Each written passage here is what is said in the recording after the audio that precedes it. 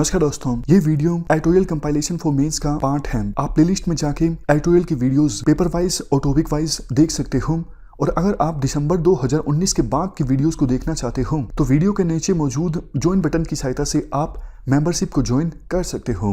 चलिए discussion start करते हैं। अगला आर्टिकल जम्मू कश्मीर के मुद्दे को सेंटर में रखकर सुप्रीम कोर्ट के रोल पर बात की गई है। थोड़ा सा बैकग्राउंड लेंगे। देखिए 1976 की बात है। जुडिशरी ने सिविल राइट को सस्पेंड कर दिया था। उसी चीज को बैकग्राउंड में रखा गया है जब इंदिरा गांधी जी की इमरजेंसी का समय चल रहा था। अल्टीमेटली देखिए क्या स्टेटमेंट बोला गया था उसमें सुप्रीम कोर्ट के द्वारा। सुप्रीम कोर्ट ने बोला था ultimately the object of depriving a few of their liberty for a temporary period has to be give to many the perennial fruits of freedom. ये स्टेटमेंट है जो सुप्रीम कोर्ट ने बोला था, इसलिए मैं स्टेटमेंट आपके सामने बोल रहा हूं कि आखिर अंतिम उद्देश्य क्या होता है। उन्होंने कहा कि अगर कुछ लोगों की सिविल लिबर्टी को कुछ समय के लिए रोक दिया जाए तो बाकी लोगों के अधिकार या स्वतंत्रताएं काफी लंबे समय तक सुरक्षित हो जाएंगी। इन्हीं शब्दों का इस्तेमाल करके जो fundamental right of life and liberty है उसे सुप्रीम कोर्ट ने इंदिरा गांधी की इमरजेंसी के समय सस्पेंड करने को सहमति दे दी थी। कोर्ट के वर्डिक्ट को पॉपुलरली हैबियस कॉर्पस केस के नाम से जाना जाता है और यहाँ पर कहीं न कहीं एग्जीक्यूटिव सुप्रीमेसी को अपहेल्ड कर दिया गया था, जिसमें यह बोला गया था कि संकट के समय में सिविल लिबर्टीज को सस्पेंड किया जा सकता है स्टेट यानी कि राज्य के हित में। अब कई सारे सवाल खड़े होते हैं। संकट की स्थिति क्या होगी, what is the time of peril, और कौन डिसाइड करेगा कि संकट की स्थिति है या नहीं है। एक्चुअली में ये अधिकार सरकार के पास है। कौन अधिकारों को कर्टेल कर पाएगा और कैसे, ये सरकार डिसाइड करेगी। फ्रीडम को कब रिस्टोर किया जाएगा, ये सरकार डिसाइड करेगी। जुडिशरी सुप्रीम कोर्ट ने यहां पर इस प्री अजम्पशन के साथ अपना जस्टिस दे दिया था, जजमेंट दे दिया था कि सरकार अपने अधिकारों को मिसयूज नहीं कर रही है, अब्यूज नहीं कर रही है। जबकि सुप्रीम कोर्ट की यह पोजीशन कुछ समय बाद ही क्लियर हो गई जब इमरजेंसी खत्म हुई और सरकार के एक्सेसेस को समझने के लिए एक कमेटी का गठन किया गया।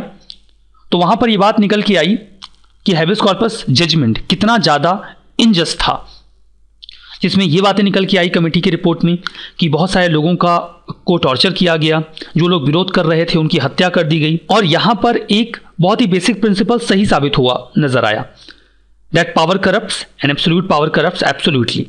अगर आपके पास बहुत अधिक शक्तियां हैं तो आप बहुत ज़्यादा नुकसान कर सकते हैं।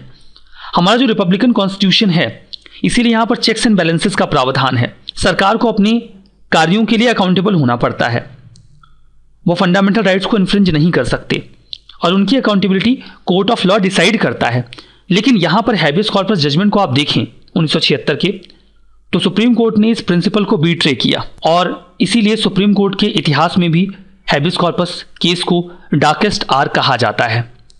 2017 में एक कोर्ट ने फाइनली फॉर्मल तरीके से हैबियस कॉर्पस जजमेंट को नल एंड वाइड किया, ये बोलते हुए कि इस प्रकार के जजमेंट को इतना गहरा दफना देना चाहिए कि वो कभी दोबारा उभर ही ना पाए। देखिए कोर्ट ने हालांकि वहां पर प्रिंसिपल ऑफ प्रोपोर्शनलिटी का प्रावधान भी रखा 2017 के जजमेंट में कि अगर सरकार चाहती है कि वो लोगों के अधिकारों को कर्टेल करे किसी लार्जर गोल के लिए, तो उन्हें इस बात को डेमोन्स्ट्रेट करना होगा कि जो उनका गोल है वो वास्तव में रैशनल है और बड़ा है और जो वो काम कर रहे हैं उस गोल के साथ उसकी रिलेशनशिप है।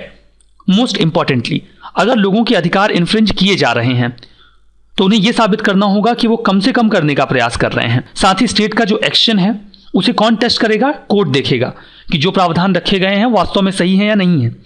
यहां पर आप ये भी ध्यान दीजिएगा कि 5 जजेस के इस टीम में HR खन्ना ऐसे थे जिन्होंने हैबियस कॉर्पस केस में डिसेंटिंग जजमेंट दिया था। उन्होंने इस बात को स्वीकार नहीं किया था।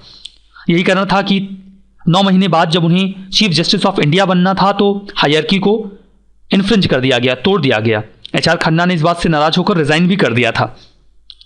अगस्त 5, 2019 के बाद से अब आते हैं state of Jammu and Kashmir पर। कॉशन नोटिस मैं आपको यहां पर यह दे रहा हूं कि जो भी बातें मैं बोलूंगा वो आर्टिकल की बातें होंगी, अपनी ओर से मैं इस मुद्दे पर कुछ भी नहीं कहूंगा। जम्मू कश्मीर में 5 अगस्त 2019 के बाद से ही कम्युनिकेशन लॉकडाउन लगा दिया गया है। पॉलिटिकल लीडर्स को डिटेन कर लिया गया है और कुछ ऐसे लोगों को भी डिटेन किया गया है जिनके नाम और संख्या आप नहीं जानते, हम भी नहीं जानते। सेंटर का जो डिसीजन था वो जम्मू कश्मीर के स्पेशल स्टेटस को डाइल्यूट करने के साथ ही साथ था, जहां पर आर्टिकल 370 को स्क्रैप किया गया और इवेंचुअली जम्मू एंड कश्मीर को 2 सेपरेट यूटीज में डिवाइड कर दिया गया। देखिए जो दोनों कदम उठाए गए ये 2 के दोनों फंडामेंटल राइट्स को वायलेट करते हैं। दोनों कदम यानी कि कम्युनिकेशन लॉकडाउन और लोगों को डिटेन करना। Communication shutdown freedom of speech and expression को वायलेट करता है, पूरे इंफ्रा को डाइल्यूट करता है, लाइक हेल्थ, फूड, ट्रांसपोर्ट, और रियल सफरिंग लोगों को कॉज कर रहा है। हमारे external affairs minister S Jaishankar ने ब्रुसेल्स में ये बोला कि आखिर हम ये कैसे कर पाएंगे कि हम आतंकवादियों का कम्युनिकेशन काट दें और बाकी लोगों के लिए मेंटेन करके रखें। हालांकि उनके स्टेटमेंट को कुछ लोगों ने काफ़ी क्रिटिसाइज भी किया। कुछ समय पहले की बात है कि कुछ शो राइट एक्सपर्ट्स हैं यूनाइटेड नेशंस के, उन्होंने कम्युनिकेशन लॉकडाउन को कलेक्टिव पनिशमेंट बोला। उन्होंने ये बोला कि महज कुछ लोग गड़बड़ी कर सकते हैं, इस आधार पर पूरी पॉपुलेशन को पनिश करना उचित नहीं है।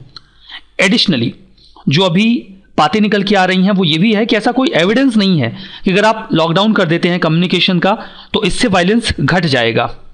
इवन आर्गुमेंट पब्लिक स्फीयर में ये भी निकल के आ रहा है कि न्यूज़पेपर्स, कई सारे इंटरव्यूज़ के जरिए, इवन यूनाइटेड नेशंस ने भी इस मुद्दे को संज्ञान में लेते हुए इस पर अपना विरोध जाहिर किया, अपनी आवाज़ उठाई।